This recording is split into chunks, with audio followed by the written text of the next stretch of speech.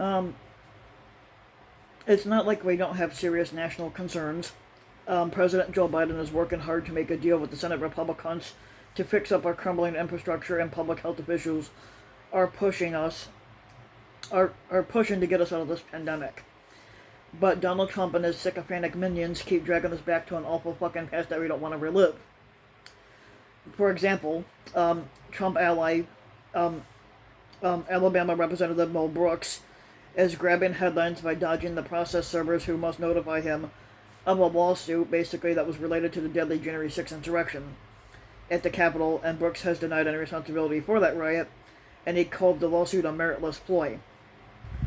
And while all this is happening, our apparently bored former squatter remains stuck like a scratch rental record on the dangerous notion that the 2020 election was stolen from him, when in reality it wasn't. Maggie Haberman, who's a reporter for the New York Times, says that Donald Trump is telling people that he expects to get reinstated by August, which is not going to happen. This idea dovetails with the bizarre ballot audit underway in Arizona, which the Trump sycophants want to replicate in other states in order to upend the election results and restore his squadancy, which won't happen. But the election is over. Trump fucking lost. And as we saw on January 6th, nothing good will come of feeding false hope to that fucking sycophantic faithful. It's important to stay on guard here, because the bar has been lowered really low. We know the pronouncement from Trump has the potential, whether intended or not, to elicit violence from his most rabid sycophants.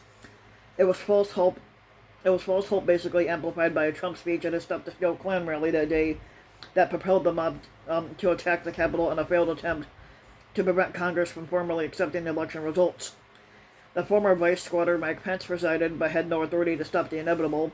But still, Trump has told the Klan rally that the Klan rally crowd that he hoped Pence would come through for us, and if he doesn't, that will be a sad day for our country.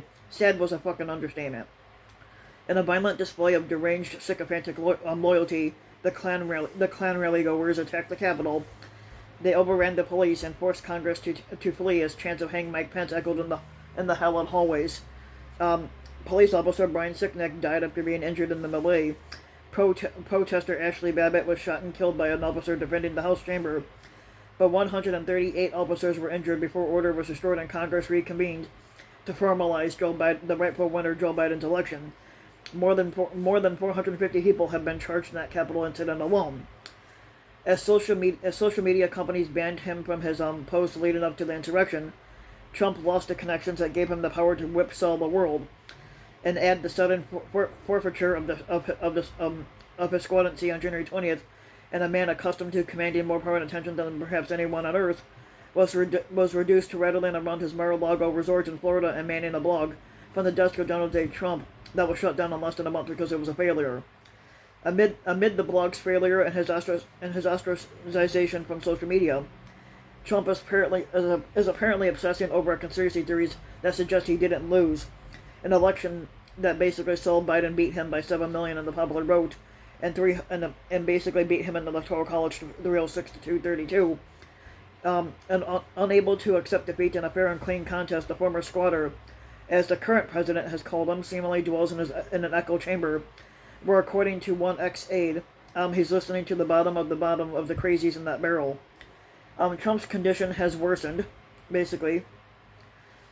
And it was noted by CNN's Dana Bash, who also quoted her source saying that the former squatter is focusing on the past in a dire way. Hold on a second.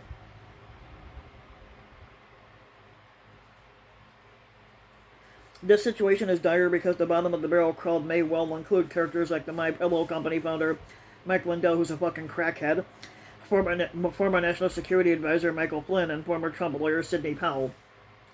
The crackhead Lindell told the Daily Beast that he likely inspired Trump's fantasy of returning to power by August, which won't happen because basically presidents are basically elected; they're not reinstated. And when he said it publicly to Steve Bannon's podcast back in March. At a recent event attended by the QAnon conspiracy sycophantic theorists, Flynn responded to a question about whether a Myanmar-style coup could happen in the U.S., saying he said that no reason, it should happen here. And he later backtracked on this comment.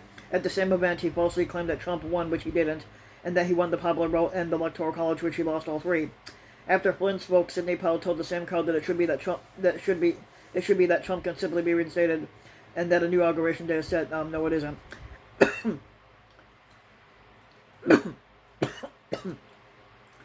Since Trump and the sycophants don't understand the Constitution, this is how it works.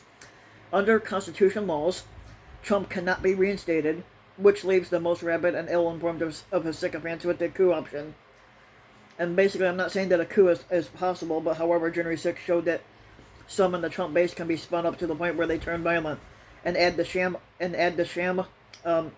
audits, conspiracy theory grifters, and a former squatter who has shown that he's not inclined toward responsible behavior, and the prospect of trouble. And come the hot days of August, it could be real. And this means that as we attend to the real life concerns, like infrastructure and holding certain people responsible for January 6th, we should keep our guard up. But Trump and his crazies aren't done yet.